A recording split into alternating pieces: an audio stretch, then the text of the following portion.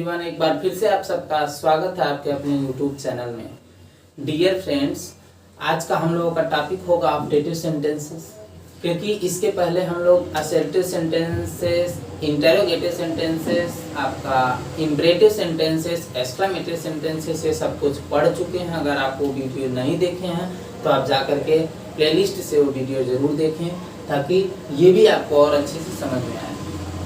तो आइए आज के इस वीडियो में जानते हैं हम लोग कि ऑब्जेक्टिव सेंटेंस किसे कहते हैं, ऑब्जेक्टिव सेंटेंस को कैसे पहचानते हैं, ऑब्जेक्टिव सेंटेंस का ट्रांसलेशन कैसे बनाते हैं, और ऑब्जेक्टिव सेंटेंस के बारे में हर एक चीज जानने की कोशिश करेंगे। जैसे कि आपको लिखा हुआ दिख रहा होगा कि ऑब्जेक्टिव सेंटेंस की हिंदी जो होती है ना, वो इच्छा सूचक वाक्य होती है, यानी नाम से ही सब कुछ क्लियर हो चुका है। मीन्स नाम से ही क्लियर है कि ऑब्जेक्टिव सेंटेंस में क्या बताया जाएगा। तो देखिए, इच्छा बताई जाती है। अब मन की इच्छाएं कई प्रकार की होती हैं। कभी हम अगर किसी से खुश होते हैं तो उसको आशीर्वाद देंगे, उसके प्रति अच्छा कहेंगे। कभी किसी से दुखी होंगे तो उसको आशीर्वाद न दे के बल्कि श्राप देते हैं, कुछ और मन में कहते हैं। तो जो भी मन की इच्छाएं होती हैं, चाहे वो आशीर्वाद हो, श्राप हो, शुभकामना हो, बधाई हो, जो कुछ भी हो, वो सब कुछ एक्सप्रेस करने के लिए एक सेंटेंस बनाया गया, जिस सेंटेंस को क्या कहा जाता है, ऑब्जेक्टिव सेंटेंस। ऑब्जेक्टिव सेंटेंस में सेम कंडीशन है कि फर्स्ट पॉइंट की एक्सक्लेमेशन मार्क लगाना जरूरी होता है लास्ट में। दूसरी बात, जनरली ऐसे सेंटेंसों की स्टार्टिंग होती है मे से, जैसे may God bless you, long live my son. कभी कभी मे नहीं होता है तो वो अंडरस्टूड रहता है उसमें। तो आइए स्टार्टिंग से देखते हैं। ऑब्जेक्टिव सेंटेंस की हिंदी इच्छा सूचक वाक्य, यानी कि डिफिनेशन की बात किया जाता है, the sentences which express wish, wish means इच्छा होती है, और डिजायर मीन्स भी इच्छा। विश या डिजायर को जो एक्सप्रेस करता है वो होता है ऑब्जेक्टिव सेंटेंस। एग्जाम्पल की बात किया जाए तो ये इसकी स्टार्टिंग में से ही होती है, जैसा कि पहले भी बताया जा चुका। मे गॉड ब्लेस यू, भगवान आपको बधाई दें, भगवान आपका भला करें। May you go to hell, अब देखिए ये इच्छा है, ये दुखी कोई होगा, किसी को श्राप दे दिया। May you go to hell, भगवान करे तुम जाओ, कहाँ जाओ, हेल मीन्स नरक में जाओ, भगवान करे तुम नरक में जाओ। मे लॉन्ग लिव माय सन, यानी कि मेरा पुत्र को आशीर्वाद दे रहे हैं कि बहुत अधिक दिन तक जियो तुम।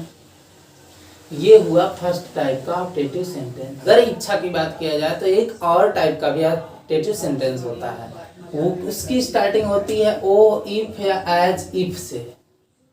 उसकी स्टार्टिंग, उसमें भी इच्छा ही बताया जाता है, और ये कंडीशन सबसे ज्यादा यूज होती है। तो इसलिए इसमें खास बात यह है कि चाहे आपका सब्जेक्ट सिंगुलर हो, चाहे आपका सब्जेक्ट प्लूरल हो, दोनों में से कोई भी हो, यूज हमेशा वर्क का ही करना है। वर्क का यूज किस लिए किया जाता है, क्योंकि ये कल्पना करने के लिए होता है। वर्क का प्रयोग सिंगुलर या प्लूरल किसी भी सब्जेक्ट के साथ किया जा सकता है, किस कंडीशन में, कि उसमें कल्पना की गई हो, तो उसमें इमेजिनेशन किया जाए, एजम्पशन किया जाए, तो फिर वर्क का यूज किया जाता है। जैसे कहा ओ, ऐसे कंडीशन में ओ इफ का मतलब होता है काश। ओह इफ मतलब काश।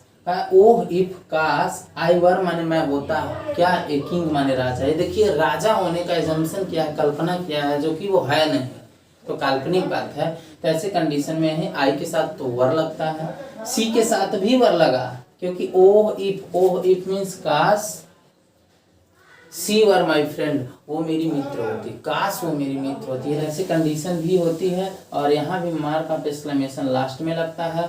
ओह इफ या एज इफ से स्टार्ट होता है, ऑब्जेक्टिव सेंटेंस या मे से स्टार्ट होता है। तो इतनी कंडीशंस हैं, दो टाइप के हैं, जो कि स्ट्रक्चर आपको देखने को मिल जाएंगे। ये सब ऑब्जेक्टिव सेंटेंस हैं। ये भावना या इच्छा को बताते हैं, मन की इच्छाएं आपको एक्सप्रेस करने के लिए यूज होता है ऑब्जेक्टिव सेंटेंस का।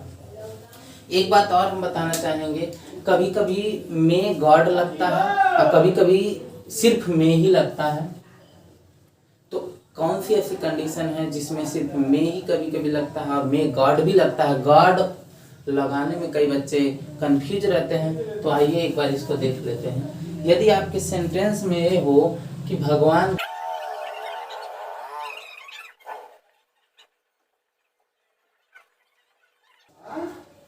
ये देखिए दो सेंटेंस आपको आंखों के सामने दिख रहा है। पहला है कि भगवान करे तुम पास हो जाओ। इसमें देखिए तुम पास होगे, भगवान पास नहीं होंगे, बल्कि भगवान करे, हम आप आशीर्वाद दे रहे हैं कि भगवान करे तुम पास हो जाओ। इसमें पास कोई स्टूडेंट होगा, भगवान का कोई काम नहीं, बस वो एक थर्ड पर्सन है, उनसे हम लोग आशीर्वाद ले रहे हैं। तो ऐसे कंडीशन में भगवान करेगा सिर्फ मे लगेगा, गॉड नहीं लगेगा। और तुम अब ये पहले भी बता चुके हैं कि फर्स्ट जब भी होता है तो इसकी इंग्लिश पहले लिखते हैं, तो मे यू और पास हो जाओ। मे यू सिर्फ पास हो जाना का क्या होता है, पास, और लास्ट में लग जाएगा मार्क ऑफ एक्सक्लेमेशन। लेकिन इसमें कह रहा भगवान तुम्हें 2 पुत्र प्रदान करे। इसमें प्रदान करने वाला जो सब्जेक्ट है वो कौन है, भगवान प्रदान करेंगे।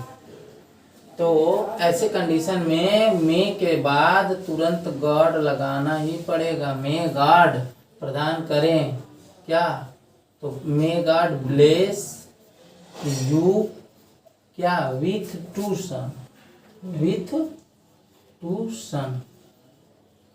तो जब भगवान करें आ जाए तो ऐसी कंडीशन में मे के बाद गॉड नहीं लगेगा, और सिर्फ भगवान तुम्हें पुत्र प्रदान करे, भगवान तुम्हारा भला करे, भगवान तुम्हें नरक में भेजे, सब कंडीशन में सब्जेक्ट के रूप में भगवान आ जाते हैं। तो ऐसे कंडीशन में मे के बाद गॉड लगा दिया जाता है, और इस कंडीशन में नहीं लगाया जाता है।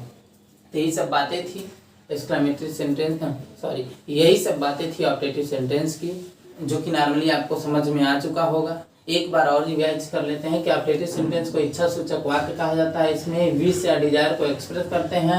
ऑब्जेक्टिव सेंटेंस में से स्टार्ट हो सकता है। ऑब्जेक्टिव सेंटेंस में कभी कभी में नहीं लगता है, लास्ट में मार्क ऑफ एक्सक्लेमेशन लगता है। इसका सेकेंड टाइप होता है जो ओ, इफ या एज, इफ से स्टार्ट होता है। इसमें एजम्पशन या कल्पना की गई रहती है। ऐसी कंडीशन में आई के साथ या सब्जेक्ट, किसी भी सब्जेक्ट के साथ वर का यूज करते हैं। वर का यूज इसलिए करते हैं क्योंकि एजम्पशन या कल्पना करने के लिए यूज होता है। इसके भी लास्ट में मार्क ऑफ एक्सक्लेमेशन का यूज जरूर करते हैं। ऐसी कंडीशन में यहाँ भी देख लेते हैं कि अगर भगवान करे करके आ जाए ट्रांसलेशन बनाते समय, तो मे के बाद गॉड नहीं लगाना है, लेकिन भगवान ही आए और वही ऐसा कहा जाए कि वह खुद प्रदान करें या खुद कोई काम करे, तो ऐसी कंडीशन में मे के बाद गॉड को लगाना आवश्यक हो जाता है। बस इतना सब बातें थी ऑब्जेक्टिव सेंटेंस की। आई होप आपको ये बातें सारा समझ में आया होगा। अगर कोई कंफ्यूजन है तो आप कमेंट बॉक्स में बता सकते हैं।